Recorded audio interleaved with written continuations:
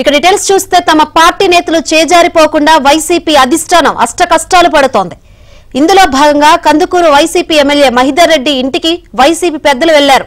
Party నుంచి మహిదర్ రెడ్డి చేజారిపోకుండా చర్చలు జరుపుతున్నారు.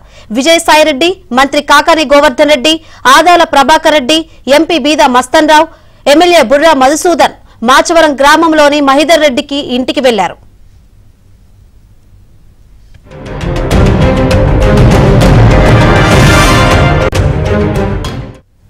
కందుకూరు వైసీపీ ఇన్ఛార్జిగా కనిగిరి ఎమ్మెల్యే బుర్రా మధుసూదన్ ను వైసీపీ నియమించింది. దీంతో జగన్ తీరుపై మహిదర్ రెడ్డి అసంతృప్తిగా ఉన్నారు. ఇటీవలే మహిదర్ రెడ్డిని కలిసిన ఎంపీ వేమిరెడ్డి ప్రభాకర్ రెడ్డి టీడీపీలోకి ఆహ్వానించారు. ఈ నేపథ్యంలో మహిదర్ రెడ్డిని కాపాడుకునే ప్రయత్నాలు చేస్తోంది వైసీపీ అధిష్టానం.